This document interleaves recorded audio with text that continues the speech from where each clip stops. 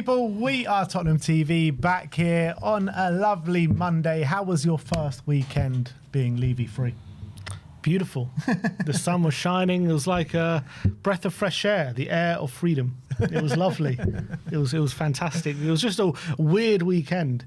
But it was also weird, like, we've got this, like, great news. Everyone's excited, but it's like international break. We have to, like, wait for Spurs to come back. And it's not like Spurs are just going to be great now because Levy's gone. We're going to win every week. It's like... We're all excited and happy, but it's like nothing's really going to change in the short term. So It's hard to be like... It's all about the long term. Yeah, the long term, which is what Levy was all about, the long term. He was all about the long term, but now he's forced us to be kind of just excited for the long term. Is that a lesson you've learned from Levy? Be excited for that. It's always next season. Always next season. But this time it really is always next season. But look, there's a lot to get through today regarding the ownership, the Tottenham update. We're going to look back at how Spurs players have done over the international breaks so far as well. But let's start off with a Tottenham update. And we're going to start off talking about old Harry Kane, as Raphael Honigstein, a German journalist, says that Bayern Munich expect former Tottenham striker Harry Kane to leave before the end of his contract in 2027, which I think is quite big news. I think a lot of people have been talking about it over the weekend across social media. He's always wanted to come back to England to break Alan Shearer's record. I think that's definitely something he's got his eyes set on. Do you think there is a possibility that Harry Kane could return to Tottenham this summer? You know what? The funny thing is, if Levy was here, I'll probably say no. But seeing as he's not, and he's now gone, and maybe we're going to be operating in a different way. Look, the reality is, so let's say they're saying he's going to leave before his contract up. So let's say that's next summer when he's got a year left. Reportedly, we've got a 55 million release clause. Oh, is that right? That's the reports, isn't it? So I thought or first refusal or something. Yeah. But I heard something about a release clause, 55 million. See, I haven't heard anything about a release clause. I've only heard about first refusal. So if anyone makes a bid, we're able to match that. I heard that was the case for the first 2 years, but then there's a release clause beyond that. Okay. And then it was like, I think this summer I can't remember what it was. I think one summer it was like 100 no, it was like 7. I don't know. I read next summer we have potentially a 55 million release clause. Let's say that's true, 55 million. He'll be 33 next summer. For me, I think Harry Kane is a striker who's going to be playing well into his late 30s, in my opinion. Agreed. I think he's going to be like Ronaldo. I think he takes very good care of himself. He's still obviously banging the goals right now. I think for Bayern Munich, it's 119 goal contributions in 100 games. Ridiculous numbers. Obviously, it is the Bundesliga. So I think, yes, he does. He will come in and obviously command high wages, and 55 million is a significant outlay. But for me, you're still going to have a striker for at least 2-3 years who's going to be able to get you at least 15 to 20 goals, if not more, I would say, over that period. So I would love it. I think Kane would be desperate to come back to the Premier League because of that record you talk about. I think, he would gone to Bayern. How many leagues he won? One or two? He's won one so far. One title, so maybe he'll win another one this season. 2 titles. He'll got that monkey off his back. He's got that trophy hoodoo over. And you're looking at clubs who are probably going to spend that money. Obviously, United have just got Sesko. City of Haaland. Arsenal have their strike. He's not going to go to Arsenal. Chelsea. Maybe Chelsea if Pedro or Delap's not working out, but I don't think he's going to go to Chelsea. Liverpool have Ekitike and Isaac. So basically, it's Tottenham, really, isn't it? Let's be honest. They all have young strikers. Yeah, Tottenham or Manchester United. But then again, we have Richarlison, Solanke, Moani. Obviously, Moani's on loan. Solanke, we'll see about him. He's injured at the moment, hasn't quite cut it goals-wise, and Richarlison's injury-prone. So there is an opening potentially at Tottenham. We'll have to see how this year goes. But if you're going to bank on there being an opening anywhere, I think Tottenham's the place right now. Yeah, I think regardless of an opening or not, if Harry Kane's on the market, I don't even think it matters if there's an opening at Tottenham. You get him through the door, and you work it out because he's such a quality player. And I think above everything that you've just mentioned, I think he's got unfinished business to do here at Tottenham. I think he would have looked back at that Europa League last year, and I reckon he's thinking to himself, man, I wish I was part of that team. I wish I won a trophy with Tottenham Hotspur. And I think there's a real opportunity to do so if he is to come back. And I think the squad's building in a good way. Harry Kane to come back will add that star quality at number 9, which we let's be honest, we've been desperate for since he has left. And you know what? I've been thinking about this about Harry Kane. When new owners come in, I know we don't have a new ownership, but it's in a different format, and they want to make a statement. When ENIC first came in, they tried to make that statement. They sacked George Graham, the first thing that they did, and they hired Glenn Hoddle as a move to try and get the fans on board. And I feel like they're going to need to make another kind of statement to try and get those fans on board. We've heard, which we'll get into in a bit later, that the club is not up for sale. Whether we believe that or not is a different story. But let's say we take that on face value and the club is not up for sale. I think in a post-Levy kind of era now, they need to make a statement to prove to the fans that they're going to do what they're going to say. They're going to say what they're going to do and everything like that. And I believe a statement would be bringing Harry Kane back to the club. That is a massive statement for the fans. Yeah, I don't think at all Levy would sanction a £50 million move for a 33-year-old, regardless who it is. I don't think he would ever do that. So if Levy was still here, I would say little to no chance, unless it's a Bale-style deal where it's on loan or something.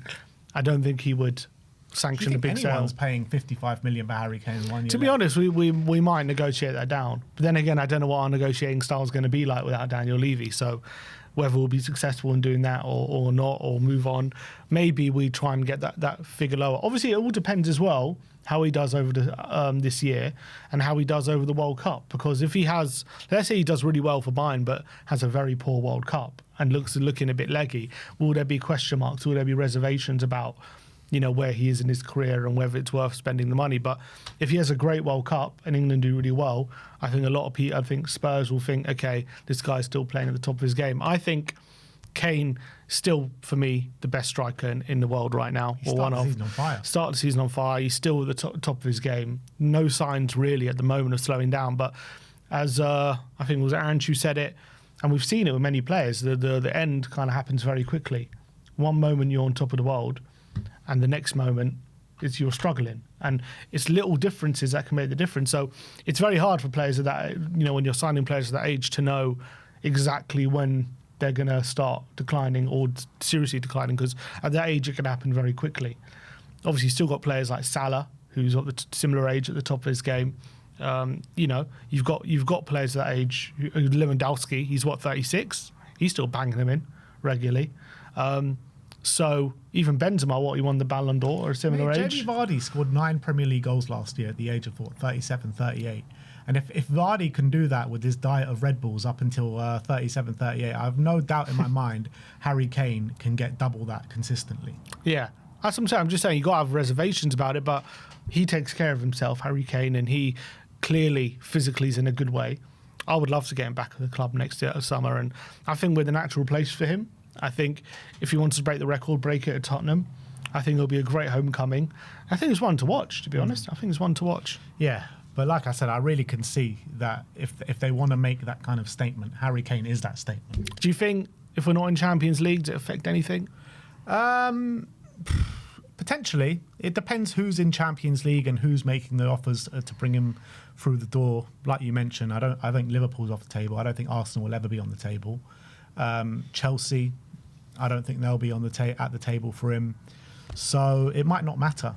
Newcastle, unless there's one, but I mean, if it's between us and Newcastle, you'd like to think he'd choose us, but yeah, I think he would choose us off of Newcastle. I think out of the top 6, I think we're the most viable option, to be honest. Mm-hmm. And we're the ones who he's got history with. We're the ones where he's got unfinished business with. So I think if Harry Kane is going to come back to the Premier League, I think it will be for us. And I think if he comes back next summer, I think he's got a good chance of breaking that record. Because how many goals is he behind? 40 something? Yeah, I think between 40 and 50. Because the record is 260. I think he's on like 211. He's on 213. 213, okay, not bad. 213, so that's 47 goals away. That's what I think he needs. Probably two three, and a half seasons, 2.5 seasons, three for sure. That takes him to 36. I think he can do it. Yeah, I think he can do it. Look, like I said before, if they want to make a big statement to bring the fans on board, you get Harry Kane back next summer. January? Is there a possibility in January? Not if Bayern are fighting for Champions League and stuff. I doubt he'll want to leave mid-season. But I think in a year's time, Maybe it won't be 50 million. Maybe they'll be maybe because he's going to be a big cost on them, isn't he, Harry Kane? So maybe they'll be willing to do a deal for lower. Well, maybe not. Maybe they'll demand it. If he has another amazing year, they might be thinking, look, even we're not going to give him a new contract, but maybe we'll have another year of him and he can go on a free. You never know. But I think I'd pay it. Yeah, depending on obviously how he does this year. Yeah, I would as well. So moving on from Harry Kane, we're going to talk about Savinho again, as Matt Law says that Tottenham are not ruling out a fresh bid for Savinho in January. Thomas Frank would also be keen to sign a central defender in January as well, and obviously both these would be very welcoming to Tottenham in January. But in terms of Savinho, it's going to be hard talking about Spurs transfers now because we're so accustomed to the way Daniel Levy dealt with things over the last 25 years. Never going to happen. We just don't know how Spurs are going to approach transfers now. But at the end of the day, if Savinho's playing regularly for City, it doesn't matter, does it? Yeah. So, as much as we're saying now we're not going to rule out a bid, all this kind of stuff, it's not really in Tottenham's hands. Savinho could be smashing it for City at the time. Then there's no real reason for them to sell and for him to come. Obviously, if he's not playing, come January and he's not getting much game time, then we'll revisit it. But I think it's just no point talking about it now because we don't know. It's like the season's just started. There's so much football to be played between now and January, and as a guy in the comments there who's at Meme Football saying Cherky's injured as well, so there's more opportunity for him to play. Yeah, it's a bit of a pointless conversation, but I'd love it to happen. Yeah, so would I. But again, the summer window just closed, so again, it's kind of pointless to talk about it at this moment in time. Moving on, we're going to got some quotes from Decky and from Matisse Tell. We'll start off with Decky, and he's talking about his rehabilitation from injury. And he says, the status is good, the rehab is going well. Every day I wake up with the same hunger and even more hunger with each passing day. The status is very good, and I'll be on the football pitch in a very, very near future. If everything goes well, as it should, and it has done so far, I'm very confident that I'll be back on the pitch in 2 to 3 months. So he says very, very near future, and then says 2 to 3 months. So I was reading it. Does he mean he's going to be back on the grass in the near future, but then only playing in 3 months? Or that's exactly what he means. Or is it in the context of his injury? Is 3 months in the very near future when it could have been worse? Who knows? I think he says he'll be back in training in very near future and then back on the pitch in a few months, which is the timeline everyone really expected. Obviously, last season, he was talking about potentially being back for the September international break, but that always seemed optimistic, didn't it? So 3 months is what, December time. That's what people are. That's the timeline. In November. So I mean, if he is back in November, he's not in the Champions League squad. He could have been put into it. Well. What, for a few games? I think it probably makes sense to leave him out. It's not a few games. Got November games, December games, and January games. That's true, but it's the whole of the second half of the. Yeah, but you want to ease him back into things. True. You don't want him playing more than 2 games a week, probably at that point. And look, maybe you're right, but depends what kind of form he's in or what kind of conditions he's in. I think it's probably the right thing to leave him out at the moment. I doubt he'll be back fully in November. Probably on the bench kind of thing. Look, we'll see. But 3 months. It's unfortunate for him. That's the timeline kind of Frank gave as well, and we've been hearing. So, as we say, I think we're probably not going to be seeing Decky at his fullest. I mean, might not even be this season, but at the very least, probably second half of the season after January. Push to win the title, yeah. We're on our title charge, exactly. But look, if once we get Decky back, what options we have. It's incredible. And then once you add Maddison into that. Yeah. It's mad to think in a year's time, hopefully, we're going to have some serious options. Yeah, I can't wait. It's always next year. I know. It's always next year. Yeah, but usually it's we've signed someone and put them on loan for a year or something, or we've been told next year we're going to sign. We literally have these players in our squad, but they're just injured for a while, so it's just unfortunate. But yeah, but it's positive that the end is in sight for Decky, and I can't wait to see him back on the pitch. Did you see the picture he put up on Instagram? Oh my God. Oh, why do you have to remind me of that? Why is he doing that? What is he doing? If you're watching, do not go on Decky's Instagram. Just don't bother. No, but seriously, what is he playing at? I don't know. I think everyone went onto it and just horrified by what he's posting. Just put that away. Oh, it's terrible. Terrible. Do not look at it. Whatever you do, you'll regret it. I know people are listening and they're going to go, you'll regret it. You're going to regret looking at it. If you're squeamish, just don't do it. Oh. Let's move on and let's talk about these Matisse Tell quotes, because obviously he's been left out the Champions League squad and he's reacted to that and given us some quotes in an interview. And he says it's clear that when you're not in the squad, it definitely hurts. But I'm someone who stays pretty positive no matter the situation, because I think I've worked a lot on my mental side. So today, it's definitely a disappointment. I would like to have been there, but the coach's choice is the coach's choice. We can only respect it, and we'll work to come back in the best possible way. And he's talking about his form as well, and it says it doesn't matter. Even if I were on the list, it would have been the desire to seek revenge, to be effective this season, to be able to kickstart my season in the Premier League, because this is the beginning of a long first season. Since last year, it was on a 6-month loan, a desire to go elsewhere. I'm under contract with Tottenham, so I'm a Tottenham player, but I'm going to be the best. I am going to do my best to simply play. And that's the kind of mentality you need as a player that's just been left out, chomping at the bit to get on the pitch, chomping at the bit to do well, and he needs to knuckle down and prove the manager wrong. Yeah, I was reading his full quotes. I think Ali Gold posted them as well. He was talking about his first 6 months. He was disappointed in himself as well, kind of how he performed. He knows he's capable of more. And at the end of the day, obviously, it tells you something when you've been left out of the squad, but it's up to him to prove the manager wrong when it comes to the decision to do that. And yeah, the word he uses, revengeful or something, revenge. That tells me hopefully he's going to have that fire in his belly to prove the manager wrong and prove a lot of people wrong who are right now writing him off and saying it was wrong for Tottenham to sign him and all that kind of stuff. Not only he can do that when he's called upon and when he gets his opportunity, but look, I believe in him. I do believe he's a very good player and I believe he's got a lot of potential. And I think what if he has the quotes definitely show a good mentality. They definitely show me someone who's look, taking it on the chin, understands it to blow and understand that it's not a good thing he's been left out, but sees an opportunity to prove people wrong and get his career back on track. And that's what he's got to do in these first 6 months, especially try and get himself back in the picture.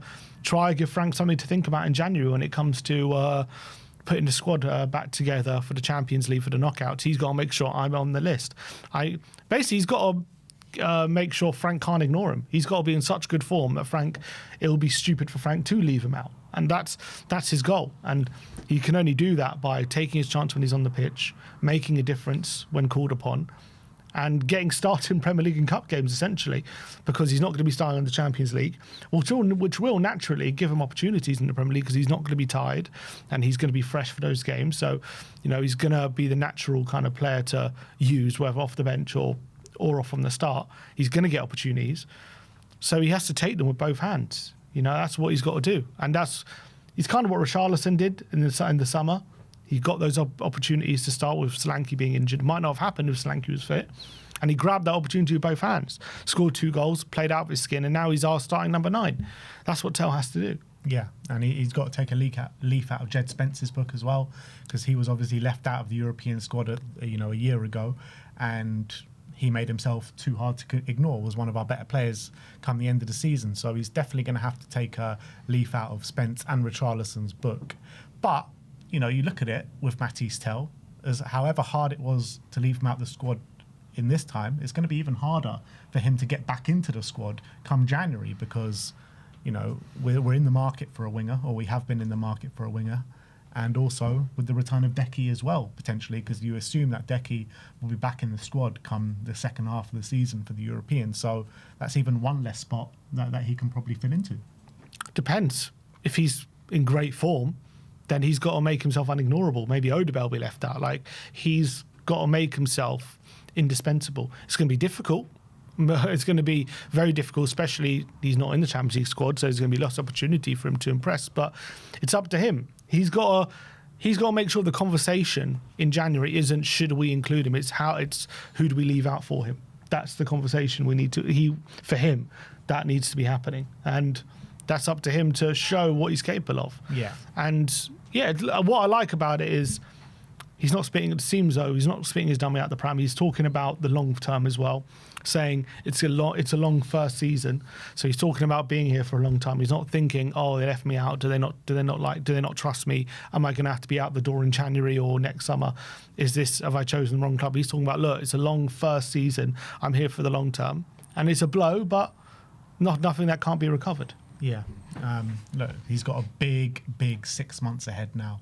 Because if we assume, we can't really assume it, but let's say we make the top 8, then the next squad I don't think has to be announced before the last 16, which will be in, I think, February, March time. So he's got a massive 6 months ahead of him now, Matisse Tel, and I really hope that he proves the manager wrong, because if he proves the manager wrong, he'll prove a lot of people wrong, including myself, and it will be the best for Tottenham Hotspur. So let's hope he can do that. And last but not least, on the update, Radu Dragusin has returned to full training, as we can see on Spurs' social media updates today. He's back on the pitch with Randall Kolo Muani, pretty much the only 2 left back from all the other players who are on international. So it's basically Kolo, Randall, Muani, Dragusin, and a bunch of youth players on the training pitch. Great news. It was interesting though, because Frank said he's still probably a couple months away from playing. So look, when you've got It's an ACL, yeah. ACL, you've got to be very careful with it. You can't bring him back too quickly. We've seen it before. Players maybe rush back, and then some players even done it again. Like in those circumstances, you just got to be very careful with it. But even Bentancur, I know, wasn't really related to his ACL, but he kind of came back and got injured very quickly after with his ankle. So great to see him back on the pitch. Great to see him training. Yeah, but don't expect to see him in any matchday squads anytime soon. Yeah, absolutely. I do have high hopes for Radu in a Thomas Frank system, because obviously I think that it was never the right fit having him in an Ange kind of system, and I think he'll be brilliant for Frank. I really do, and he could be that kind of defender that we wanted in the summer. Yeah, I mean, yeah, if he can be playing his best. I still obviously have question marks of him playing out the back, and under Frank you still need to do that. But I do think he's going to be less exposed defensively. I think defensively, with in a tighter unit, that's going to really help him, because I think when he was defending one-on-one and having those large spaces to cover, definitely didn't suit him for sure. So I think also as well, playing in the back 3 under Frank, I think he'll like that. Maybe playing in the middle, but still playing out the back is something he needs to improve. Yeah, for sure. So that is our Tottenham update for today. Let me know your thoughts in all the news stories that we have spoken about today. Just before we